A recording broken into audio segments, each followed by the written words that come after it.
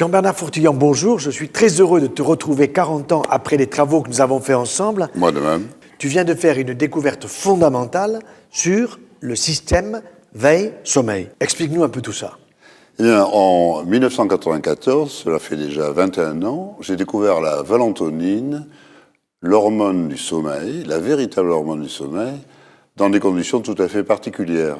Cette hormone est sécrétée par la glande pinéale pendant la nuit, entre 22h le soir et 6h du matin.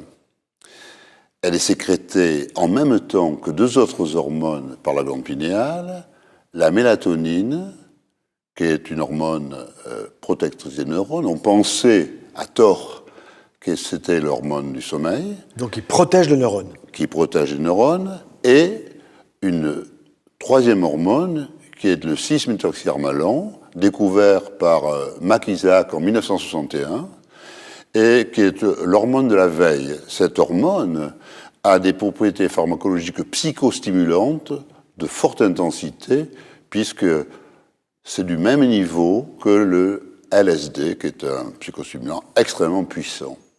Ces trois hormones constituent le système veille-sommeil qui assure la régulation de l'organisme en ce qui concerne les vies psychiques et végétatives de l'organisme. C'est une véritable bombe scientifique que cette découverte. Eh bien, effectivement, ce système veille-sommeil, qui comprend trois hormones sécrétées par la glande pinéale, c'est la fonction endocrine de la glande pinéale, et elle permet de considérer cette glande endocrine comme le primat des glandes. La découverte du système veille-sommeil donc permet d'expliquer les mécanismes des affections neurologiques, et elle débouche tout naturellement sur le traitement de ces affections. On peut dire que jusqu'à maintenant, on ne connaissait pas ces mécanismes, donc quand on ne connaît pas les mécanismes d'affection, il est difficile de trouver les médicaments adaptés. Et on peut dire qu'on traitait jusqu'à ce jour des maladies dont on ne connaissait pas les mécanismes, avec des médicaments dont on ne connaissait pas les modes d'action, des trouvailles. Les benzodiazépines. Par exemple, mais aussi oui. Les hypnotiques, en particulier. D'ailleurs, elles sont utilisées comme hypnotiques, les benzodiazépines, et apparentées, telles que le zolpidem, le Stinox, l'azopiclone, l'Imovane. Et quand on sort de ces médicaments, on est dans le sirop, quoi. Oui, en particulier pour les benzodiazépines apparentées, qui donnent du sommeil anesthésique, qui n'est pas réparateur et qui est amnésiant, avec énormément d'effets secondaires indésirables, rédhibitoires, effets dits paradoxaux, parce qu'on ne sait pas les expliquer. Et chez quels animaux as-tu travaillé au laboratoire ? Voilà, quand on découvre des médicaments, on procède à des synthèses de petites quantités, et en général, on commence toujours sur des petits animaux, parce qu'on ne dispose pas de suffisamment de produits. Bien sûr. Classiquement, on prend des rats ou des souris, et étant donné que le rat, contrairement à l'homme, est un animal à sommeil diurne, je voulais travailler avec des animaux à sommeil nocturne, comme l'homme. Donc, on a pensé avec des expérimentateurs, on s'est adressé à des poussins, des poulets. Il y avait des publications qui avaient été faites sur ces animaux, donc ça marche très bien, en particulier au niveau des enzymes, à N-acétyltransférase, qui permet de synthétiser la mélatonine. Donc, travailler sur les glandes pinéales du poussin, c'est 1 ou 2 milligrammes. Très petit, oui. Et pour doser, il faut de la spectrométrie de masse couplée, sinon on n'y arrive pas. Et ensuite, pour les gros animaux, on s'est adressé naturellement aux chiens, parce qu'on peut faire de l'électroencéphalographie et plus généralement de la polysomnographie avec des électroculogrammes pour le sommeil paradoxal, les rapid eye movements.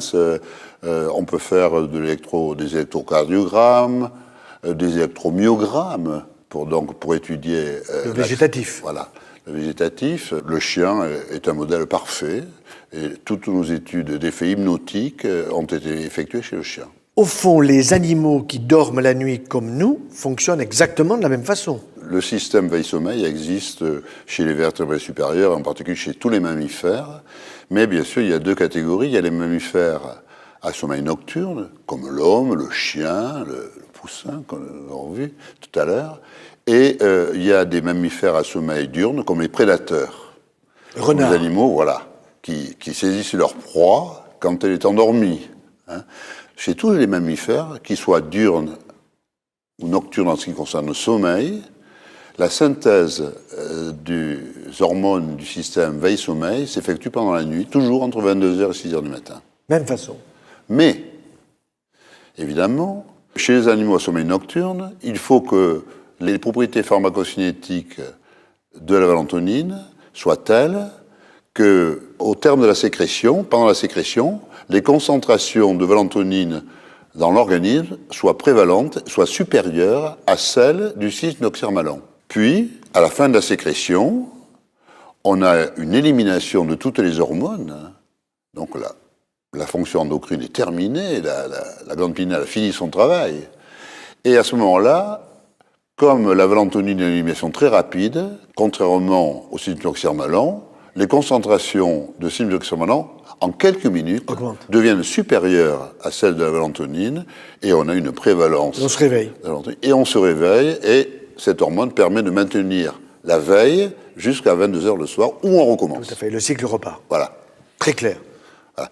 Pour avoir cette alternance de prévalence extrêmement précise, il est nécessaire que les propriétés pharmacocinétiques des mammifères à sommeil nocturne, comme l'homme, le chien, etc., soient exactement identiques. Sinon, on ne pourrait pas avoir d'alternance à des heures précises.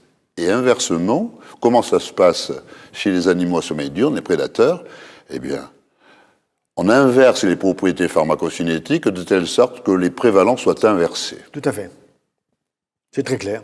Alors finalement, c'est à Poitiers, dans ton laboratoire de recherche, que tu as découvert cette hormone, la valentonine. D'où vient cette découverte? Comment tu es arrivé à trouver cela qui va être une révolution? Je crois que pour faire cette découverte, il fallait plusieurs conditions. D'abord, il fallait une première étincelle, une révélation. Et simultanément, il fallait avoir des connaissances dans des domaines aussi variés que la chimie. Je suis ingénieur chimiste de formation. Les sciences pharmaceutiques, je suis pharmacien. Il fallait avoir des connaissances en physiologie, en biochimie, en chimie du médicament, ce qu'on appelle la chimie thérapeutique. Et je suis professeur de chimie thérapeutique à la faculté de pharmacie de Poitiers. En pharmacocinétique, en bioanalyse. J'avais créé un laboratoire de bioanalyse privé dans mon centre de recherche CEMAF. Donc un médecin ne pouvait pas trouver tout ça, c'est pas possible. Non. Et en recherche clinique, je disposais d'une clinique de 24 lits avec des médecins, des infirmières, etc. Donc j'avais tous les ingrédients et toutes les connaissances qui me permettaient, après une étincelle, d'aller au bout de la découverte. Je comprends. Et de passer d'une première découverte que j'ai faite en quelques secondes de la valentonine à la compréhension et à la définition du système veille-sommeil qui comprend 3 hormones. Au début des années 90, de nombreux chercheurs s'intéressaient à la mélatonine. Cette hormone est sécrétée par le glande pinéale, comme l'a démontré Lerner en 1958, et elle est sécrétée pendant la nuit. La lumière bloque sa sécrétion, et il était tout naturel de penser que la mélatonine était l'hormone du sommeil. Je me suis intéressé, moi, en tant que centre de recherche privé, à sa méthode de dosage, car cette hormone est très faiblement concentrée, les sécrétions sont très faibles, de l'ordre de quelques microgrammes, et les concentrations dans le sang circulant sont de l'ordre de quelques picogrammes, voire quelques dizaines de picogrammes. Donc il faut arriver à doser ça, quoi. Voilà, un picogramme, je rappellerai que c'est 1 milliardième de milligrammes par millilitre de plasma. Dans notre centre de recherche CEMAF, nous sommes leader mondial dans des techniques d'analyse de couplage de la chromatographie en phase gazeuse avec la spectrométrie de masse. Nous avons développé une technique qui est actuellement encore le record du monde en matière de sensibilité en bioanalyse. Et pour doser la mélatonine avec une telle technique, il faut pouvoir la porter à l'état gazeux, puisqu'il s'agit d'une chromatographie en phase gazeuse, une méthode de séparation de la mélatonine. Et la mélatonine, à haute température, n'est pas volatile. Pour la porter à l'état gazeux, il faut la dérivatiser, c'est-à-dire la transformer en greffant des éléments chimiques tels que des groupes perfluoroacétyles. Compliqué, mais faisable. La technique que nous avons développée consiste à dérivatiser la mélatonine en utilisant l'anhydride de l'acide pentafluoropropionique, ce qui permet de fixer sur cet atome d'azote et le carbone voisin des groupes O, CO, C2F5. Il se passe une réaction extraordinaire, donc, puisque à la fin de la dérivatisation, une réaction chimique qui donne une structure tricyclique, qui est en réalité une bêta-carboline, et dans laquelle donc, nous avons un groupe ici, perfluoroacétyl. Et comme je savais que la mélatonine était obtenue par acétylation de la sérotonine, Ouais. sous l'action d'une enzyme, la N-acétyltransférase, qui permet de fixer un groupe acétyl sur l'atome d'azote, j'ai imaginé que dans l'organisme, évidemment, la mélatonine ne pouvait pas réagir avec des groupes perfluoroacétyl, mais que la réaction enzymatique continuait et qu'on avait une nouvelle acétylation sous l'action de N-acétyltransférase qui conduisait à la mélatonine. Avec la même enzyme. Avec la même enzyme. Et en effet, ce composé que nous voyons ici, le dérivé que l'on peut porter à l'état gazeux pour réaliser la chromatographie en phase gazeuse et la coupler à un spectre de masse, eh bien, c'est la valentonine dans lequel le COCH3 de la valentonine est remplacé par un groupe COCD5. Et j'ai imaginé ceci en quelques secondes et j'ai vu la molécule de valentonine. C'est ça. Au fond, cette hormone est fabriquée par la glande pinéale que nous avons, qui est au centre du cerveau. Elle n'est pas très loin, on l'appelle aussi épiphyse, et Descartes disait que c'était le centre de l'âme, mais régulation, veille, sommeil, tout ça est passionnant. Au fond, on trouve une véritable fonction à cette glande. Alors cette glande, comme on va le voir, c'est finalement le primat des glandes. Parce que à 22h le soir, on peut dire que tout part de là. La régulation de l'organisme pendant 24 heures démarre à 22h le soir. Et la sécrétion des 3 hormones par la glande pinéale, c'est-à-dire le système veille-sommeil, donc s'arrête à 6h du matin, elle dure 8 heures, et à 6h du matin, on peut dire que la glande pinéale a fini son boulot. Et on peut la voir dans le cerveau ? Alors, on peut la voir dans le cerveau. C'est une petite glande donc endocrine qui est située à l'arrière du thalamus. Elle est proche, d'ailleurs, la glande endocrine la plus proche est l'hypophyse. L'hypophyse, oui, devant. Voilà, qui est située à l'avant de l'hypothalamus. Voilà. Et on remarquera la proximité de la glande pinéale avec les yeux et avec la rétine, dont les cellules perçoivent la lumière. Voilà. Et on va voir que finalement, c'est au terme d'une transduction photo-neuro-endocrine, c'est ça,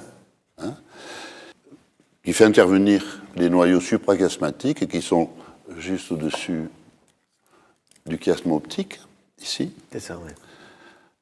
Donc, c'est la véritable horloge biologique de l'organisme, le noyau suprachiasmatique. Elle rythme la vie de l'organisme pendant 24 heures en fonction du mode de vie et de l'environnement.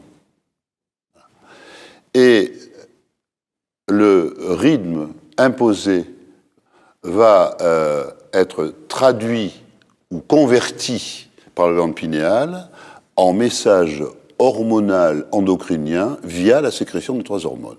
C'est ce qu'on appelle la transduction photo-neuro-endocrine. C'est-à-dire, je ferme les yeux, c'est la nuit, je n'ai plus de lumière, je vais fabriquer cette valentonine, et en même temps, je m'aperçois qu'elle est très proche de l'hippocampe, qui est la zone de la mémoire. Tout ça se relie avec le système limbique, au fond. Hein. Oui, mais si on ferme les yeux, si tu fermes les yeux maintenant, oui. Tu ne vas pas avoir de sécrétion de mélatonine. Oui. En fait, les sécrétions donc, sont effectuées par la glande pinéale. On a pensé longtemps que la mélatonine pouvait influencer les rythmes biologiques. C'est totalement faux. Totalement faux, hein. La sécrétion de mélatonine et des 2 autres hormones, puisqu'elles sont toutes sécrétées simultanément, commence toujours à 22 heures. Il faut qu'il n'y ait pas de lumière, parce que la lumière bloque la sécrétion. Oui, c'est ça. Et elle dure 8 heures, quelle que soit la saison. Donc mon infirmière qui fait la nuit, qui bosse pendant la nuit avec l'éclairage nocturne, elle bloque sa valentonine et elle va la faire sécréter plutôt quand elle va se coucher le matin, je dirais, en fermant les yeux, quoi. Le noyau suprachiasmatique va adapter le rythme au mode de vie de l'infirmière. Voilà. Et effectivement, mais il va falloir un certain temps. Bien sûr. Parce que quand on a un décalage horaire, elles le disent elles-mêmes, on peut récupérer 1 heure et 1 heure et demie par jour. Hein. Oui. Et ce qui était intéressant, c'est qu'on a pensé longtemps que, comme l'hiver, les nuits étaient plus longues, oui. Eh bien, on pensait que la sécrétion de mélatonine était plus longue. Alors, on a dit les dépressions saisonnières sont dues à la plus longue sécrétion, à la quantité de mélatonine sécrétée plus longue, donc plus importante. Alors qu'en réalité, c'est toujours, on l'a démontré, nous l'avons démontré en faisant des études au mois d'octobre, la sécrétion, quelle que soit la longueur de la nuit, quelle que soit la saison, a toujours lieu entre 22h et 6h du matin, pour des gens qui ont une vie normale. C'est ça. Pas pour les infirmières. Bien sûr, quand bien elles sûr. sont décalées, quand elles travaillent la nuit. Oui. Et ce qui est très intéressant, c'est de voir que c'est dans une zone de notre cerveau qui est assez profonde, donc très protégée. Très protégée. Ça veut dire que si on prend un coup sur la tête, on ne risque pas d'abîmer des glandes aussi importantes que la glande pinéale et même l'hypophyse. Et la glande pinéale, au fond, elle est au-dessus de l'hypophyse. C'est elle qui va réguler tout ça. Tu as dit que les 3 hormones étaient sécrétées simultanément. Simultanément. Ça veut dire ensemble, c'est pas l'une après l'autre. Simultanément, donc, entre 22h et 6h du matin, la sérotonine donc, provient du tryptophane. Ce n'est pas un métabolite. On pourrait penser que la mélatonine est un métabolites de la sérotonine. C'est faux. Les métabolites sont des produits d'élimination. Par exemple, la noradrénaline, donc, provient de la tyrosine, mais il y a un stade qui passe par la dopamine. C'est ça. Donc, à ce moment-là, on pourrait dire que la noradrénaline est un métabolite de la dopamine. C'est pas du tout ça. D'accord. Voilà. Donc, à partir de 22h le soir, sur le matin, il y a 3 acétylations en cascade, en chaîne, immédiates, qui se font. Première acétylation de la sérotonine qui donne la mélatonine, qui a un rôle neuroprotecteur, qui protège les neurones. Simultanément, acétylation de la mélatonine avec cyclisation qui donne le cycloxyr-malin. Qui prépare pour le réveil. Qui est un psychostimulant puissant, comme le LSD. Oui. Et ce qui est marrant, c'est que la 3e acétylation, ici, simplement en ajoutant ça sur l'azote, on a un produit qui a des effets inverses, qui fait dormir, qui donne le sommeil, qui diminue la vigilance. Je comprends. Et les actions sur la vigilance, sur le cœur, sur les voies dopaminergiques du méthoxyramalin, et de la valentonine sont opposées. Et on peut qualifier ce ligand, la différence entre ces 2 molécules, c'est ce groupe acétyl. On appelle ça un ligand allostérique. Ce produit va amplifier la réponse des récepteurs sérotoninergiques, noradrénergiques et dopaminergiques en se fixant à proximité du récepteur, sans se fixer dessus. Il va interagir avec ce récepteur par des liaisons chimiques, il va le déformer et augmenter la sensibilité de ce récepteur à la sérotonine, pour les récepteurs sérotoninergiques, à la noradrénaline pour les récepteurs noradrénergiques et à la dopamine pour les récepteurs dopaminergiques. Et ceci de façon spécifique, sans toucher les autres récepteurs extrêmement nombreux, sérotoninergiques, noradrénergiques, etc. Est-ce qu'on peut dire que c'est une sorte de fondu enchaîné, je dirais, où, au fond, on va démarrer par le tryptophane, sérotonine, mélatonine, et puis ensuite, c'est simultanément un fondu enchaîné qui va amener à la 2e hormone, mais c'est simultané, et puis arrive la 3e, tandis que la 2e est freinée, et à la fin, la valentonine diminuant, apparaît la veille par la 2e hormone.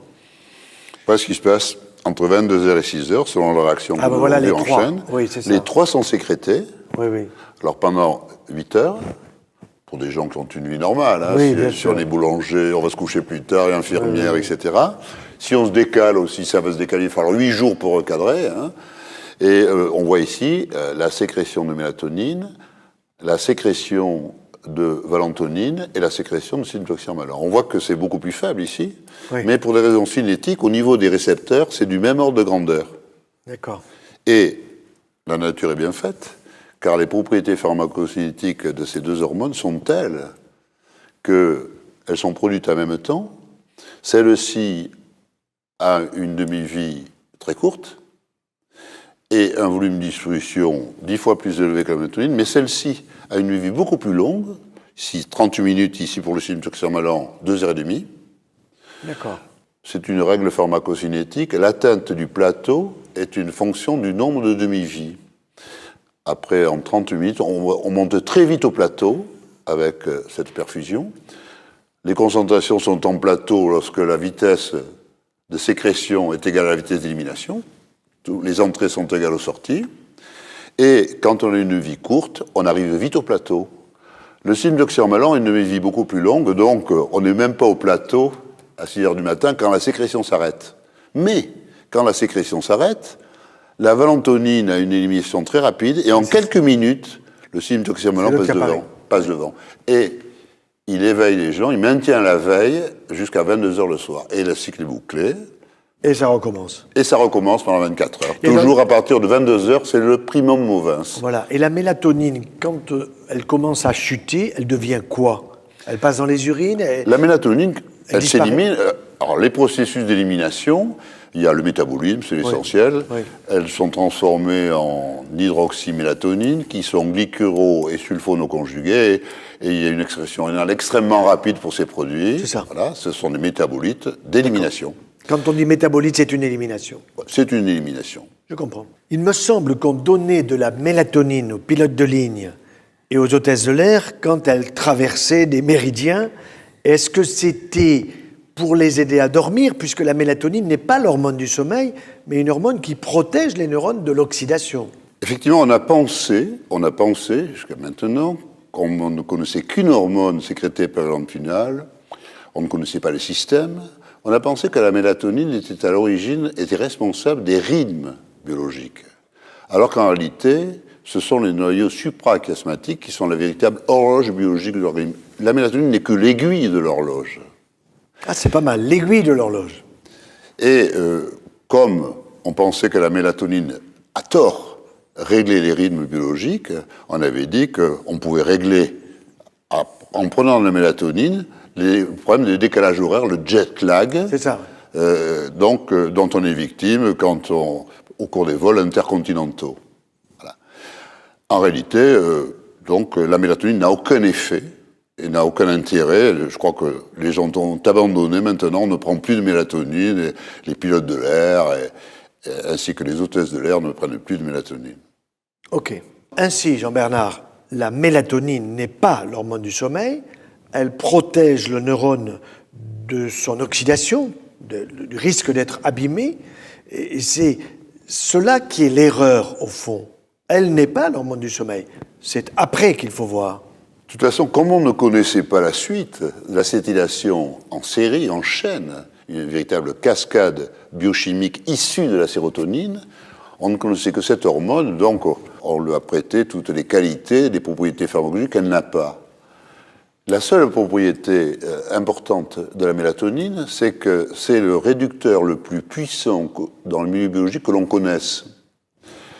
Des études nombreuses ont été effectuées in vitro, par Reiter en particulier, c'était toujours la même équipe que Lerner et McIsaac, et ils ont fait beaucoup de travail à Cleveland, et il a fait plusieurs publications, il a montré que c'était un réducteur extrêmement puissant, le plus puissant que l'on connaisse, supérieur au glutathion, à l'acide ascorbique, etc.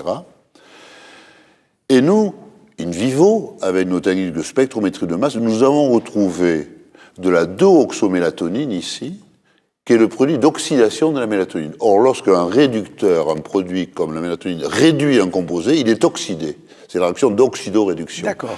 Et ça, le fait d'avoir retrouvé en quantité importante dans le cerveau la 2-oxomélatonine est la preuve in vivo des propriétés réductrices de la mélatonine.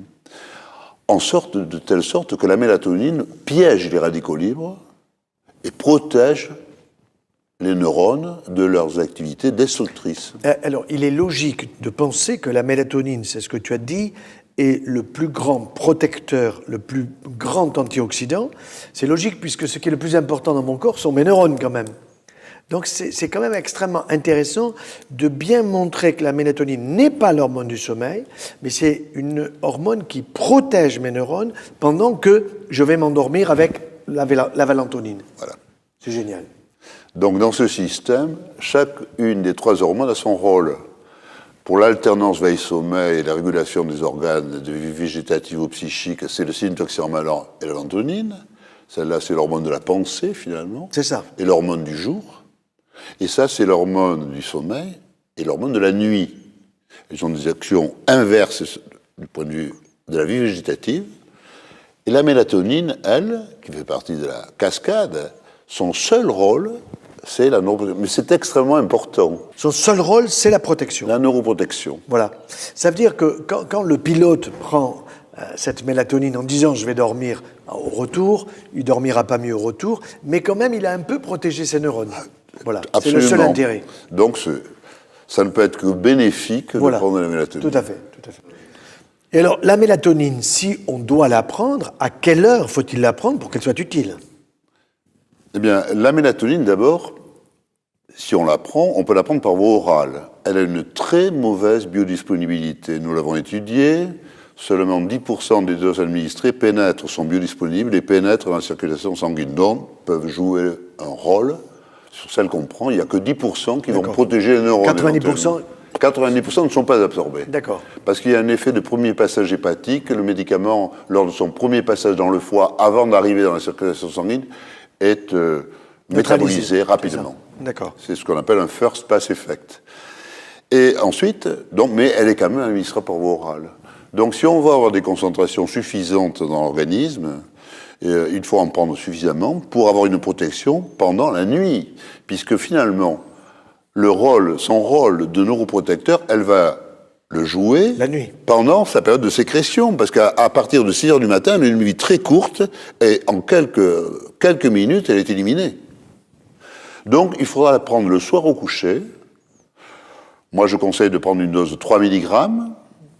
C'est amplement suffisant, mais il ne faut pas penser que dès qu'on la prend, toutes les 38 minutes, on divise la concentration par 2. Oui, donc si on veut parler, alors qu'elle est sécrétée pendant 8 heures, en perfusion constante, quand vous la donnez en pic, après elle chute et elle s'élimine. Donc il va falloir protéger les neurones pendant toute la durée de la nuit, comme le fait la glande pinéale. C'est-à-dire que pendant la nuit, nos dossiers de la journée se mettent gentiment en place parce que la mélatonine protège nos neurones. Donc on la prendrait vers 10-11 heures du soir avec une dose assez importante puisque seulement 10% passe la barrière intestinale pour avoir son action. Voilà. Donc la mélatonine, il faut la prendre le soir au coucher, une dose orale de 3 mg et en particulier chez les personnes qui ont un hypofonctionnement de la glande pinéale, donc qui ont un système veille-sommeil faible, pour assurer la protection de leurs neurones.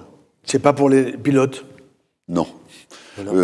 Ça peut jouer, ça peut pas être mauvais, mais ça n'a aucun intérêt. Ça n'a aucun intérêt, c'est ça. La deuxième hormone, le 6-méthoxyharmalan, a un nom bien compliqué. Le 6-méthoxyharmalan, donc, a une structure, cette structure tricyclique. Le squelette, avec l'atome d'azote, c'est la bêta-carboline. C'est une position alpha-bêta, cet azote, de ce premier azote. Et on rencontre cette structure dans les alcaloïdes de l'armala. L'armala est une plante et que l'on appelle Peganum armala, dans lequel il y a plusieurs alcaloïdes qui sont des drogues, qui sont des psychostimulants hallucinogènes. C'est l'armaline, donc l'armine, qui sont dans la plante. D'accord. On remarquera que le 6-méthoxyharmalan, donc, est un isomère de l'armaline, parce que le 6-méthoxy, au lieu d'être en 6 dans cette molécule, est en 7. En 7, oui. Donc ça, l'armaline, c'est le 7-méthoxyharmalan. Et le changement de position de 6 en 7 fait que cette molécule est 10 fois moins psychostimulante que celle-ci. C'est incroyable. Qui, elle, a le même niveau d'activité que le LSD, mais une structure chimique différente. N'empêche qu'au point de vue relation structure-activité, c'est le même squelette pharmacophore. Il suffit de changer le positionnement, de passer de 7 en 6, et on multiplie l'activité. C'est très dangereux. Quand on modifie une petite molécule, on peut avoir des surprises extraordinaires. Et d'ailleurs, quand on ajoute à cette molécule le COCH3, on passe à l'hormone du sommeil. Oui. Alors, on a un nombre considérable de patients qui se plaignent de ne pas pouvoir s'endormir, de ne pas bien dormir. Alors, est-ce qu'ils ont dormi, est-ce qu'ils n'ont pas dormi? Mais il leur manque quelque chose, là. Voilà. Là, on va leur apporter le traitement, quoi. Voilà.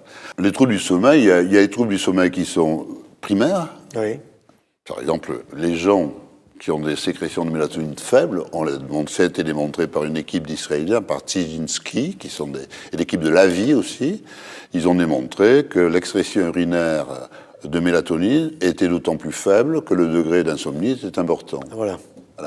Ça, c'était très net, et il est évident que dans ces cas d'insomnie primaire, si vous n'avez pas de sécrétion de mélatonine, c'est un marqueur, finalement, vous n'avez pas de sécrétion de mélatonine, et vous n'avez pas de sécrétion de trucs.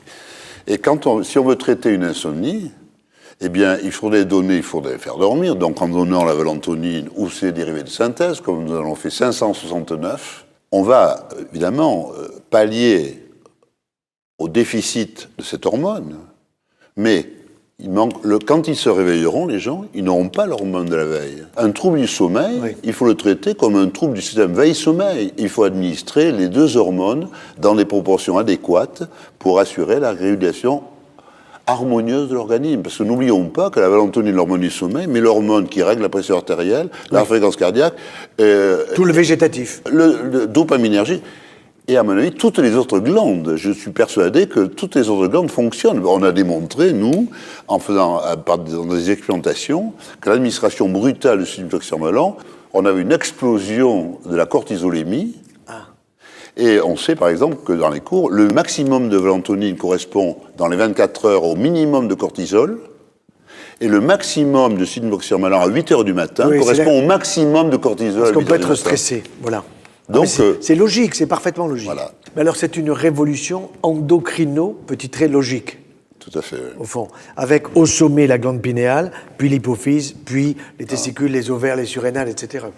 Moi, je crois que l'organisme est extrêmement complexe, mais on ne peut pas assurer, le jour et la nuit, nous sommes totalement différents, on ne peut pas assurer une régulation de l'organisme si on n'a pas un système régulateur au départ. Et tout part de ce système. À 22 heures, tout démarre. Tu pénètres le mystère de l'humain. Parce que c'était mystérieux jusqu'à présent. Ça, c'est assez fabuleux, quoi. Et bon, ça, c'est vraiment une des merveilles de la création, ce système veille-sommeil. Quand on étudie les mécanismes pharmacocinétiques, toutes les conditions qu'il faut, il faut que tout soit concordant. Et alors, chez le renard, par exemple, qui, lui, bosse la nuit et dort le jour, est-ce qu'on va trouver une inversion du cycle? Eh bien, alors, chez le renard et tous les animaux à sommeil diurne, comme les prédateurs, bien sûr, les lions, les chats même, ils ont toujours une sécrétion de la mélatonine et du système des trois hormones entre 22h et 6h du matin, mais il y a une inversion des pharmacocinétiques, de telle sorte que la nuit, on a une prévalence du citalopram, et le jour, on a une prévalence de l'hormone du sommeil. Et alors, on peut imaginer la synthèse de la mélatonine pour pouvoir donner ça à des patients dans un avenir assez proche? C'est très facile à synthétiser, et quand ce sera un médicament, ce sera un médicament de très bon marché. Oui. Voilà. À ce sujet, bien sûr, nous avons synthétisé, quand j'ai découvert la mélatonine, tout de suite, je savais que j'avais l'hormone du sommeil, on a vérifié, on l'a synthétisé très facilement, en quelques jours, avec des amis chimistes. On l'a fait tester et on a démontré effectivement qu'elle donnait du sommeil physiologique, alors que les autres produits hypnotiques sur le marché, tels que les benzodiazépines et les médicaments apparentés, Zolpidem, Stinox, etc., donnent du sommeil anesthésique, qui n'est pas du tout réparateur. Dont on sort fatigué. Et qui donne de l'amnésie. Les malades que nous opérons. Donne de l'amnésie, oui, car on va voir que quand on fait de l'électroencéphalographie, on s'aperçoit qu'avec ces composés, les benzodiazépiniques en général, on effondre le sommeil paradoxal. Et c'est le sommeil de la mémoire. C'est ça, ouais. Voilà. Et le sommeil physiologique, il y a beaucoup de sommeil profond, lent, qui est un sommeil réparateur, alors qu'avec les benzodiazépines et apparentés, on a en majorité du sommeil léger, non réparateur. C'est un sommeil imposé par la drogue, au fond. D'ailleurs, quand on est anesthésié, au réveil d'anesthésie, on est fatigué. On est dans le sirop, oui, bien sûr. Voilà. Tout à fait, tout à fait. Et on a souvent oublié ce qui s'était passé avant. Oui, exactement. Oui. Et alors, au fond, le tryptophane est un acide aminé essentiel. Et lui aussi reste très important à être présent dans notre alimentation. Je sais qu'on en a un petit peu dans le vin de Bordeaux, mais on en a aussi dans pas mal d'autres aliments. Ce qui veut dire que toute cette chaîne biochimique, ces différentes cascades qui à la fois se suivent et sont simultanées, ça y est, ça nous permet de comprendre exactement ce qui se passe sur le plan de la biochimie et de l'utiliser en médecine. Le tryptophane, effectivement, c'est un des 20 acides aminés essentiels. Oui. Ce qui est intéressant d'ailleurs, mais on pourra en parler, c'est qu'il y a deux acides aminés qui interviennent dans la synthèse des hormones du système veille-sommeil. Il y a le tryptophane, Oui. qui est un essentiel. La sérotonine est fabriquée dans la glande pinéale parce que la sérotonine, on dit que c'est une hormone. Ça ne peut pas être une hormone, parce qu'une hormone, ça doit pouvoir circuler dans la circulation sanguine. Or, ces molécules, comme la sérotonine, sont des molécules polaires, hydrophiles, qui ne peuvent pas circuler. C'est pour ça que la sérotonine, nécessaire à la synthèse de la mélatonine et des autres hormones du système veille-sommeil, elle est fabriquée dans le tryptophane, et de la même façon au niveau des neurones, elle est fabriquée au niveau des boutons synaptiques, toujours à partir du tryptophane, in situ. Or, les hormones, telles que la mélatonine, le syndoxyromalantine, on remarquera que quand on passe de la sérotonine à la mélatonine, on fait une méthylation ici, sur l'OH, qui rend la molécule lipophile, qui lui permet de circuler. Et là, on a une molécule qui est un neurotransmetteur, par exemple, comme la sérotonine, qui devient une hormone. Parce qu'une hormone, c'est une substance chimique qui est sécrétée par une glande, libérée dans la circulation sanguine, qui va agir à distance, et en se fixant sur le récepteur aussi des organes, et en déterminant des effets métaboliques ou des effets dynamiques. Mais donc je n'ai pas de sérotoninémie. Non. D'ailleurs, on ne pourrait pas le doser parce que la sérotonine, dès qu'elle est libérée dans l'organisme, elle est tout de suite transformée en 5-HIAA, voilà. 5-hydroxyindolacétique. Elle est éliminée dans les urines sous forme de dérivés glyconoconjugués. C'est ça. Voilà. Donc cette sérotonine, c'est comme la dopamine. On dit que la dopamine est une hormone, c'est impossible. La dopamine, elle est fabriquée dans les neurones dopaminergiques à partir de la tyrosine. C'est ça, oui. Comme la noradrénaline l'est aussi dans les neurones noradrénergiques. C'est là qu'on voit la complémentarité entre l'analytique, le pharmacien, le chimiste et au bout du compte le clinicien. Et le physiologiste. Fabuleux, tout à fait. Voilà. Donc, je reviens sur le tryptophane. C'est intéressant parce que il y a deux acides aminés qui ne sont pas redondants, c'est-à-dire pour lesquels il y a un seul codon. Il y a 64 codons dans le code génétique. Oui. Et il y a deux seuls acides aminés, le tryptophane et la méthionine, qui ne sont pas redondants. D'accord. Et c'est amusant parce que ces deux acides aminés interviennent ici. Le tryptophane parce qu'il permet de synthétiser la sérotonine, et la méthionine parce qu'elle est à la base de la S-adénosylméthionine, qui permet de méthyler l'OH ici et de donner le OCH3. D'accord. Bon, c'est une corrélation, mais c'est une remarque qui m'a paru intéressante. Quand tu dis non redondant, ça veut dire précisément... Ça veut dire que redondant... Alors, la redondance, c'est la possibilité pour un acide aminé d'être véhiculé par plusieurs codons. Comme il y a 64 codons et 20 acides aminés, le tryptophane, il n'y a qu'un seul codon, le codon UGG, et donc, alors que les autres, pour la valine, notre acide aminé, on peut avoir 2 ou 3 codons en moyenne. Et on dit que le code génétique est dégénéré parce qu'il y a des redondances, mais il n'y en a pas pour le tryptophane et la S-adénosylméthionine. C'est très intéressant, oui.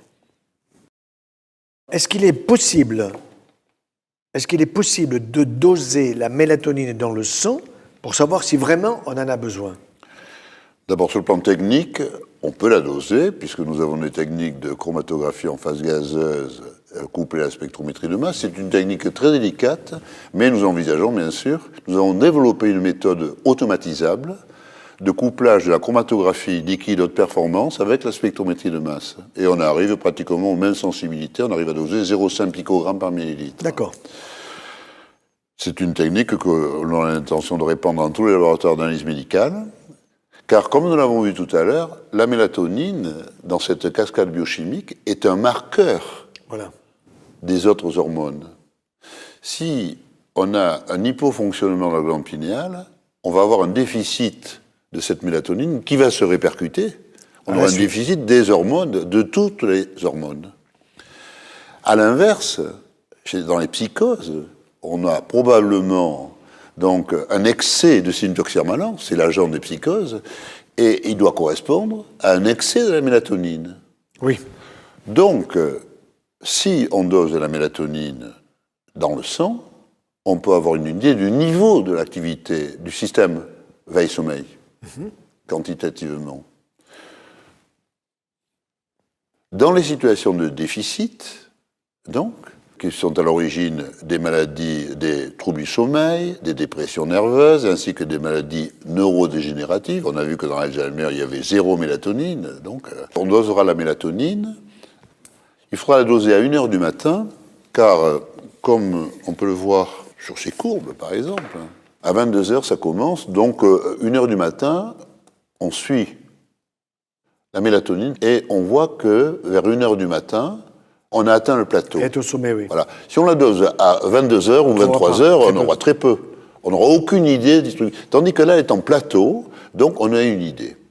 Alors là, il y a des différences considérables entre les sujets. Nous ne sommes pas égaux, puisqu'on a vu que même chez les volontaires sains, on avait pris des sujets jeunes, en bonne santé, des sujets âgés. Ça variait, les plateaux variaient de 10 picogrammes par millilitre à 120 picogrammes par millilitre. Ah, et oui. ce qui était le plus marrant, c'est qu'avec l'âge, ça baissait en moyenne, Oui. mais dans nos études, c'était un sujet âgé qui avait le minimum, mais c'était également un sujet âgé qui avait le maximum, il avait 120 picos par millilitre. Donc nous sommes inégaux et Et les à quelle risques... heure il avait ces taux? On va le voir Voilà, ici. les sujets jeunes et âgés. Nous avons ici des cinétiques des sécrétions pinéales que nous avons réalisées par spectrométrie de masse. On a prélevé chez des sujets pendant 24 heures la mélatonine. Dans le sang. Voilà.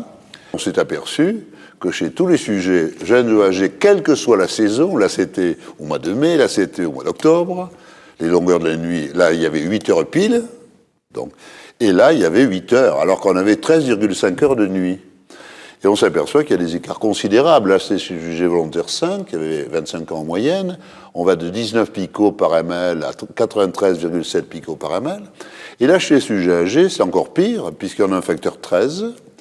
On voit que chez un sujet âgé, en moyenne, avec l'âge, la sécrétion de mélatonine baisse, mais bien que, logiquement, il est logique qu'on ait le minimum chez un sujet âgé, mais le maximum, le record à la hausse, était observé chez un sujet de 70 ans.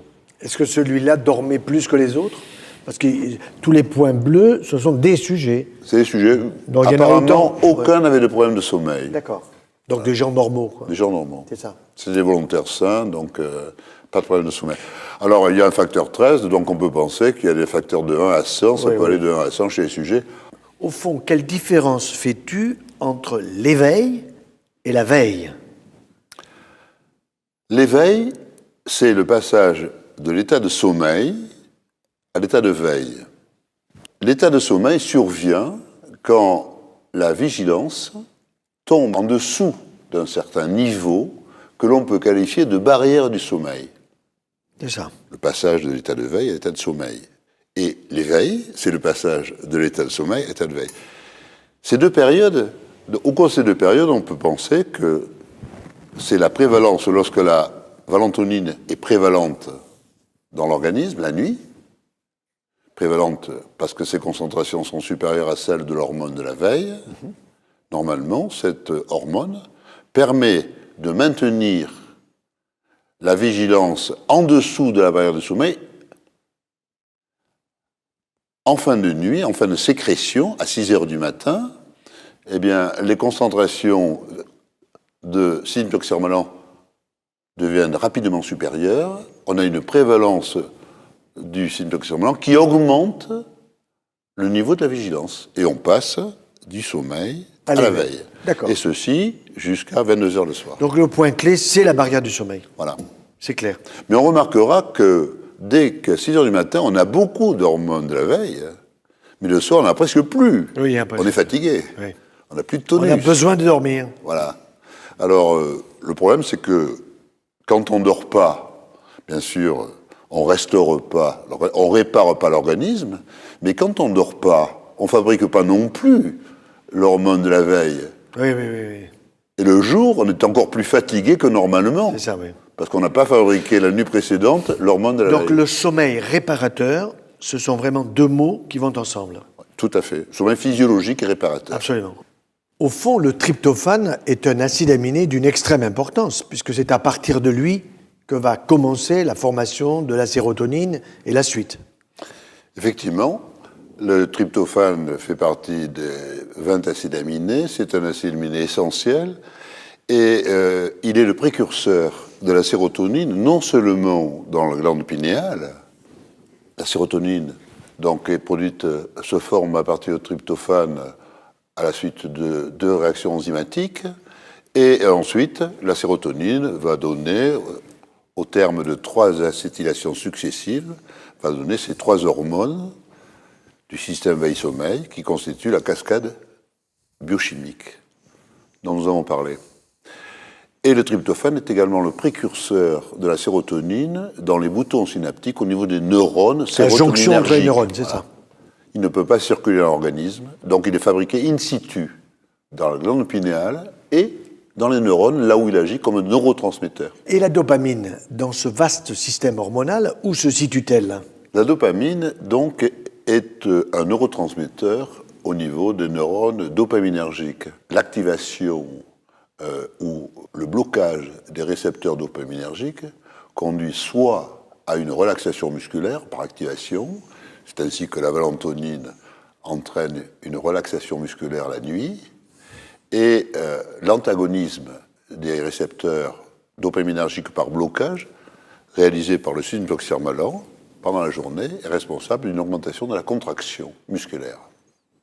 Donc pendant l'éveil, nous sommes contractés, effectivement, les muscles fonctionnent, et pendant le sommeil, nous avons une décontraction et en même temps une baisse de la tension artérielle. Un relâchement musculaire complet. C'est ça. Voilà. On a pensé que la dopamine était l'agent des psychoses. C'est une erreur qui est due à l'interprétation de l'action, de l'efficacité de la chlorpromazine, le largactyle, C'est ça. dans les psychoses. Ce produit a été découvert par hasard. C'est une trouvaille, en fait. On a remplacé, en fait, la camisole physique par une camisole chimique. C'est des véritables zombies, les gens. Et comme le largactyle avait, en pharmacologie, chez les animaux, une action antidopaminergique, on a pensé que les psychoses étaient dues à un excès de la dopamine. En fait, c'est tout le contraire, puisque nous savons que c'est le 6-méthoxyrmalan qui est l'agent des psychoses, et justement, le largactyle a également des propriétés anti-noradrénergiques qui empêchent la synthèse du système veille-sommeil excédentaire chez les psychotiques à la suite de l'action du largactyle.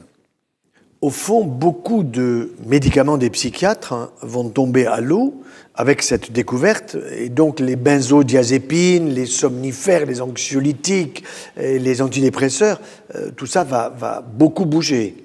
Voilà. Alors, ce qui va le plus bouger, à mon avis, ce sont les benzodiazépines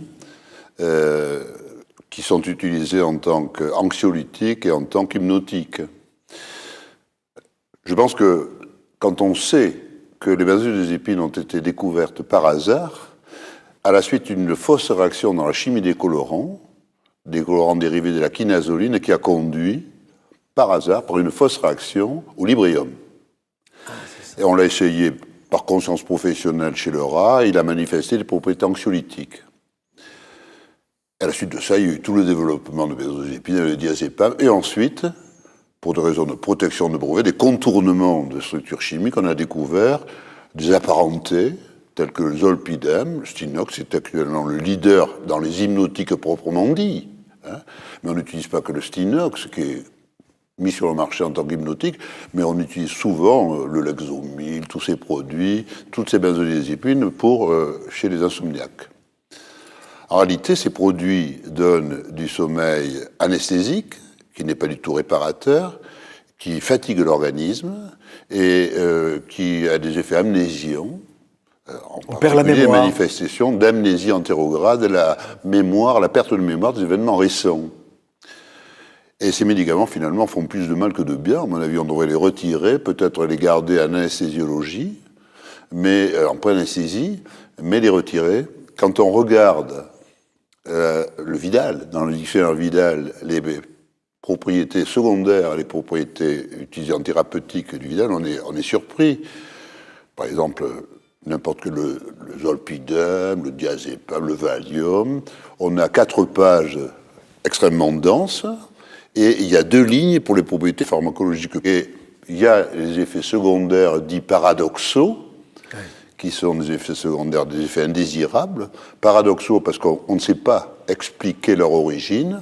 Et sur ce schéma, j'ai représenté un petit peu, grâce à la découverte du système veille-sommeil, on peut expliquer maintenant l'origine des effets paradoxaux des benzodiazépines. Alors on sait depuis longtemps que l'effet anxiolytique des benzodiazépines est dû à leur action GABAergique sur les neurones GABA. On voit effectivement que les benzodiazépines donc, ont une action allostérique sur les récepteurs donc, des neurones GABAergiques. Ils déforment les récepteurs GABAergiques et les rendent plus sensibles au GABA, à leurs neurotransmetteurs, c'est-à-dire qu'ils amplifient le signal. Et dans ces conditions, ils diminuent la vigilance. Mais ils ont aussi des effets secondaires gênants, parce que là aussi, ils diminuent la contraction musculaire, ils entraînent une réaction musculaire.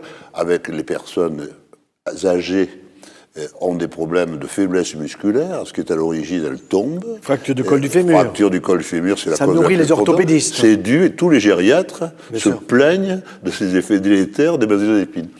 Et ces effets paradoxaux, qui s'opposent à l'action anxiolytique des produits, ils sont dus à la présence dans ces molécules de benzodiazépines du squelette pharmacophore, c'est-à-dire porteur des propriétés pharmacologiques, du 6-méthoxyarmalan. C'est-à-dire du LSD en quelque sorte. C'est ça, oui. Donc ces molécules GABAergiques, elles ont dans leur structure le LSD. Ce sont des antagonistes des récepteurs 5-HT2C qui agissent comme le 6-méthoxyarmalan, comme l'hormone de la veille. Ce sont des anti-sommeils. Alors, ces produits donnent du sommeil anesthésique qui n'est pas réparateur, amnésiant, et en plus, s'il restait un peu sommeil physiologique, on le détruit par cette action anti-sommeil physiologique qui est à l'opposé de celle-ci. C'est l'origine des effets paradoxaux indésirables qui s'expliquent parfaitement dans le cadre des relations structure-activité que l'on voit. Il y a la signature chimique dans les molécules de benzodiazépines du 6-méthoxyarmalan. Mais alors là, nous sommes à la jonction entre 2 neurones. C'est une synapse qui est dessinée. Oui, une synapse des récepteurs GABAergiques qui est connue, oui, qui donne l'anxiété. Mais ce qu'on ne savait pas, qu'on ne connaissait pas, c'était l'origine des effets paradoxaux. Parce que paradoxal, c'est opposé à l'effet recherché, et on ne l'explique pas. Par exemple, quand on regarde au Vidal tous ces produits, l'effet pour un hypnotique tel que le zolpidem, Stinox, quand on regarde les effets paradoxaux, les effets indésirables les plus importants, la première ligne, les 2 premières citations, pour un hypnotique, un médicament dit hypnotique, l'effet secondaire le plus important, c'est insomnie importante. Et le deuxième effet pour des anxiolytiques, c'est anxiété importante. Risque de suicide. C'est même écrit. Au fond, on voit dans la clinique beaucoup de patients qui ont des problèmes de sommeil, qui ont des problèmes neurologiques, qui vont chez le psychologue, chez le psychiatre, et il va falloir leur proposer quelque chose. Alors, sous quelle forme? Ce sera en comprimé, ce sera en patch. Comment peut-on imaginer le traitement de demain qui va régulariser ce système de la veille et du sommeil? Ce qu'on envisage, c'est un traitement hormonal substitutif dans les dysfonctionnements du système veille-sommeil. Ces dysfonctionnements, ça peut être soit un déficit quantitatif des 3 hormones, oui, de la cascade en fait, hein. Et dans ces conditions, il faudra administrer les hormones et la mélatonine. Alors on pourra prendre la mélatonine par voie orale, mais les hormones, on ne peut pas les prendre par voie orale. Elles vont être détruites par le tube digestif. Alors on aurait pu associer au 6-méthoxyarmalan, qui peut être absorbé par voie orale, un valentonergique de synthèse, oui, une des 569 molécules que j'ai synthétisées et qui sont administrées par voie orale. mais malheureusement, elles ont des propriétés pharmacocinétiques qui ne correspondent pas du tout, qui ne se prêtent pas du tout à une association avec le système toxermalan, afin que, pour réguler de façon harmonieuse le cycle veille-sommeil, pour les vies psychiques et végétatives, et pour assurer les prévalences à des heures précises, entre 22h et 6h du matin, et entre 6h et 22h le soir, l'alternance des deux hormones, la prévalence des deux hormones, eh bien, on est obligé d'administrer l'association valentonine et cytotoxermalan. Pourquoi aussi administrer l'association? Parce que quand on a un trouble du sommeil dû à un déficit de la valentonine, oui, on a forcément un déficit de la mélatonine et un déficit de l'autre, de 3 membres de la cascade. Des trois, oui. Donc, il faut administrer, pour assurer une régulation harmonieuse de l'organisme, pendant 24 heures, il faut administrer l'association. Comme on est obligé, pour des raisons cinétiques, d'associer la valentonine au cytotoxermalan et qu'elle n'est pas administrable par voie orale, on va donner le produit en patch. Et il existe aujourd'hui des patchs à 2 réservoirs. On va donner, effectivement, les 2 hormones dans des proportions de 4 pour 1, avec 4 fois plus de valentonine que de cytotoxermalan, pour assurer les prévalences, comme ça doit être dans l'organisme. On cherche à régler le sommeil, voilà. Voilà. C'est logique. Et on administrera, dans les cas de déficit du fonctionnement, de la fonction endocrine, glande pinéale, la plupart des maladies, les troubles du sommeil, dépression nerveuse, maladie de Parkinson, Alzheimer, etc., on administrera le patch le soir au coucher, en se couchant, et on le sortira le matin au réveil. D'ailleurs, ceci dit, pour le décalage horaire, ça sera très bien. On arrivera dans un pays où on est décalé, on veut dormir, on se met le patch, et on le sort au matin. On ne souffrira pas du tout du décalage horaire. Voilà. Pour les maladies comme les psychoses, où on a un excès de mélatonine et un excès du système veille-sommeil, au point de vue quantitatif, évidemment, on ne peut pas arrêter, freiner la sécrétion de mélatonine. Alors, ces sujets dorment très bien la nuit. Oui. Ils dorment très bien parce qu'ils ont beaucoup d'hormones du sommeil. Mais le matin, quand ils se réveillent, quand la mélatonine s'élimine, ils sont hors normes mentaux. Ils ont des hallucinations, etc. Jusqu'à maintenant, on les matraquait, finalement, avec les neuroleptiques. Et parce que les neuroleptiques, ça a des actions antidopaminergiques, oui, non spécifiques. Parce que nous, ces hormones ont des actions spécifiques sur des récepteurs donnés, mais pas sur les autres. Et ensuite, ces hormones, on les donnera la nuit pendant 24 heures, au moment où la glande pinéale fonctionne, c'est-à-dire pendant 8 heures. De 6 heures du matin à 22 heures le soir, la glande pinéale, c'est terminé, elle a fait son travail, elle le recommence à 22 heures. Oui, oui. Donc c'est bien un traitement hormonal substitutif, dans la mesure où la glande pinéale fonctionne insuffisamment chez certaines personnes. C'est comme si on plaçait en patch une glande pinéale. Tout à fait. Et dans le cas des psychoses, comme on ne peut pas, évidemment, diminuer le système, eh bien, il y a trop de valentonine. On dort, c'est pas gênant, mais il y a trop de 6-MH. On va administrera un patch à un seul réservoir chargé en valentonine. Cette valentonine déplaçant sur la base d'une compétition au niveau du récepteur l'excès de 6-MH sur le récepteur. Et on va les rendre normaux. Je comprends. Sans le moindre effet secondaire.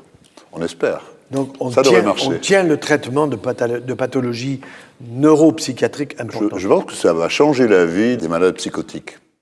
Au fond, Jean-Bernard Fourtillant, cette découverte va modifier d'une manière extrêmement importante notre vision de toutes ces pathologies neurologiques, neuropsychiatriques, qui touchent le problème du sommeil, qui touchent le problème du Parkinson, les maladies neurodégénératives, l'Alzheimer, et même certaines pathologies que nous pouvons avoir dans le cadre de notre système végétatif qui ne va pas bien, avec la tension artérielle qui monte ou qui descend d'une manière excessive. Et en même temps, on est en train de se rendre compte, par cette découverte qui est une véritable bombe scientifique, que la glande pinéale, c'est le primat des glandes. On disait que l'hypophyse était très importante, mais la glande pinéale est au-dessus. Elle est prioritaire, primat des glandes, j'aime bien cette expression, et ça montre bien que les étudiants en médecine, les médecins, vont pouvoir enfin comprendre le fonctionnement de ces pathologies et proposer aux patients des choses extrêmement simples, un patch au moment d'aller s'endormir, dans la mesure où il y aura eu une baisse trop importante des troubles du sommeil, etc. Donc c'est vraiment une révolution qui est en train d'arriver grâce à cette découverte à Poitiers, dans un laboratoire de chimie, par un professeur de pharmacie, de chimie analytique, qui est en même temps dans tout le domaine de la pharmacocinétique. Donc, et on comprend pourquoi cette découverte ne pouvait pas être réalisée, je dirais, par un chercheur lambda dans les laboratoires de recherche. Donc c'est vraiment une révolution, une bombe scientifique qui est absolument extraordinaire et qui nous donne, au fond, une réponse à certains mystères du fonctionnement de l'humain dans cette régulation de sommeil et de l'éveil, et qui vont nous permettre de sauver énormément de gens, jusqu'à peut-être des gens qui sont dans des états dépressifs extrêmement profonds, qui peuvent avoir même de désirs suicidaires. Eh bien tout ça, on va pouvoir le régler d'une manière biologique. Notre horloge du sommeil et de la veille va enfin, parce qu'elle est comprise, être régulée.